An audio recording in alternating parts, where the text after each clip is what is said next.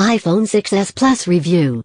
In 2014, Apple finally gave us an iPhone which offered a display to rival its Android flagship counterparts, while enabling you to really take advantage of the apps, games, movies and TV shows in its expansive libraries. The iPhone 6 Plus was expensive, but there's no denying it was well received. Android fans will continue to berate Apple for its seemingly copycat innovation. But the plain fact is that the 6 Plus was a great handset, with all the power of the iPhone and a much longer battery life. As you've probably guessed from the S handle in its name, the 6s Plus is more of an incremental upgrade over the 6 Plus rather than a reimagining of Apple's smartphone range. It might be a stretch for current 6 Plus incumbents to justify upgrading to the new iPhone 6s Plus, but it's got a few fancy features you won't find on older iPhones.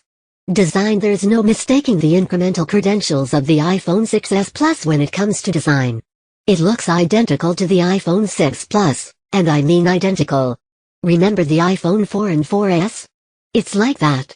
In fact, the only obvious marking that differentiates the 6s Plus is the small S logo on the rear below the word iPhone, although it will be covered by your hand 90% of the time or 100% of the time by a case. The sleek, rounded metal body continues to look and feel premium, with the build quality you'd expect from Apple. After last year's unfortunate Bendgate fiasco, Apple has looked to reassure people that its latest smartphone duo are tough. This isn't strictly necessary, given that we'd have expected last year's models to be strong enough to get through a couple of years of use, but some clarification was needed. Both the iPhone 6s and 6s Plus sport what Apple is calling "7000 series aluminum," which it claims is a lot stronger. Who wants to volunteer up their new iPhone 6s Plus for a bend test? The 6s Plus is still a beast in the hand, with Apple's insistence on the sizable bezels above and below the display ensuring its supersized dimensions. It's also piled on the pounds, gaining 20 grams on the 6 Plus, which sees the iPhone 6s Plus tip the scales at a hefty 192 grams. It's fair to say, then, that you'll notice the 6s Plus in your hand and pocket, and it can get a little tiring on the wrist to hold it for extended periods one-handed. Most of the time I found I had to employ both mitts to keep it steady and reach all areas of the screen. The flat rear and rounded metal edges offer little in the way of grip, which makes the iPhone 6s Plus a bit of a slippery eel.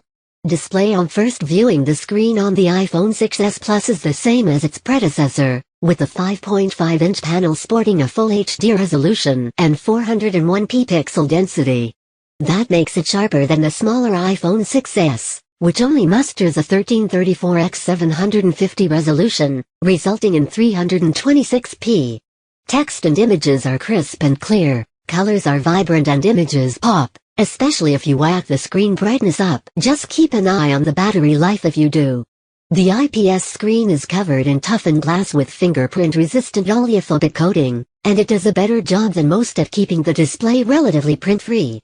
It's not perfect, and there were still times I had to give it a quick wipe, but compared to many of its Android rivals, the iPhone 6s Plus is less of a smudge magnet.